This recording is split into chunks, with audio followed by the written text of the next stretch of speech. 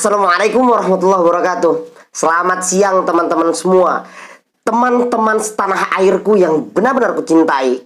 Hari ini aku pengen membaca ulang dari postingan MD Universe, yang dimana aku tahu sebagian orang kita itu nggak suka membaca. Jadi sekarang aku pengen bacain dan kalian dengarkan baik-baik. Kul hak walau kana murron, katakanlah yang hak walau itu pahit.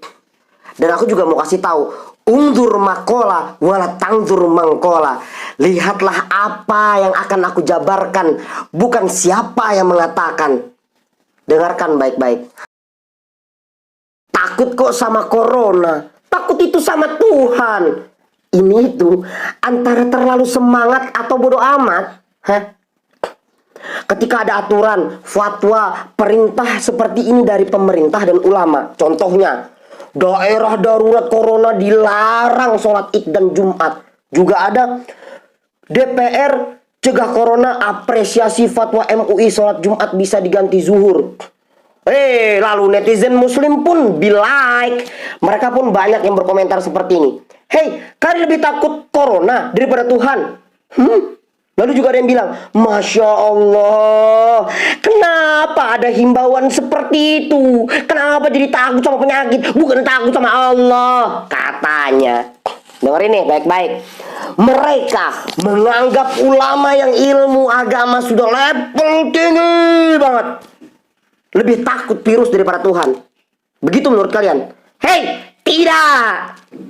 Justru mereka yang melarang sholat berjamaah di masjid untuk daerah terpapar virus adalah orang yang paling takut dengan Tuhan, Bung.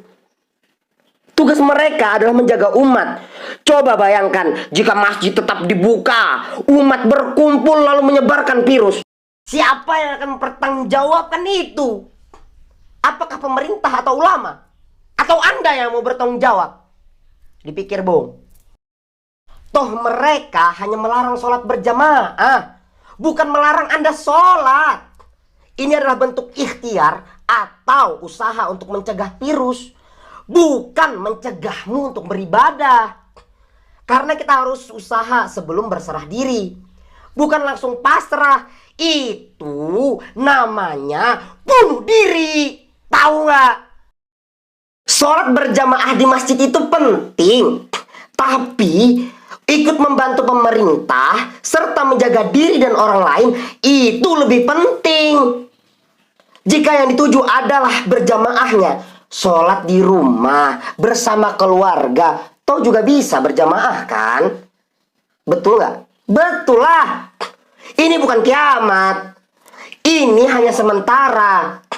Lebih baik taat aturan agar wabah cepat berakhir daripada nggak peduli lalu Anda sakit. Bukankah akan menyusahkan dirimu dan orang lain dan sekitarmu karena Anda sakit? Pikir. Islam itu mudah dan fleksibel, tapi ada segelintir muslim lah yang membuatnya kaku. Jika hujan deras saja bisa menjadi alasan diperbolehkannya tidak sholat Jumat, lah apalagi dengan adanya virus corona yang bisa membunuh manusia. Hayo, timbang baik-baik kawan.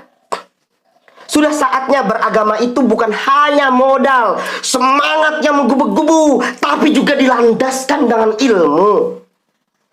Jika para ulama dan ulil amri saja sudah menyarankan dan memberi fatwa, mengapa kita yang dangkal agama seolah-olah menantang? Tidakkah Tuhan akan murka dengan kelakuan kita? Takut corona juga tidak dilarang agama kok.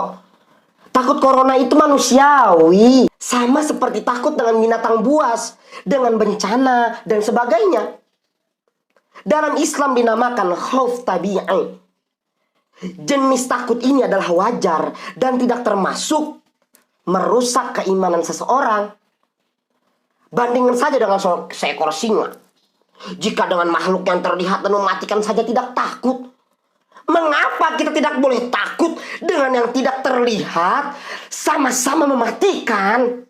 Ya Allah, merasa paling kuat iman dengan tidak takut corona juga tidak apa-apa. Tapi bukan itu yang jadi masalah. Jangan sampai keimananmu membuat orang lain menderita, Bung. Gara-gara egoisme, beribadahmu membuat wabah makin parah.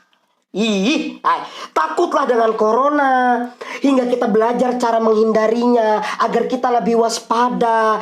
Jadikan takut itu menjadi alasan untuk lebih dekat dengan Tuhan.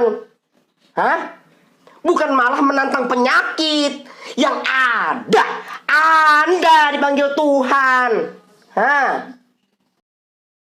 Beragama yang baik bukan hanya tentang kuatnya iman, tapi logika dan akal juga harus berjalan.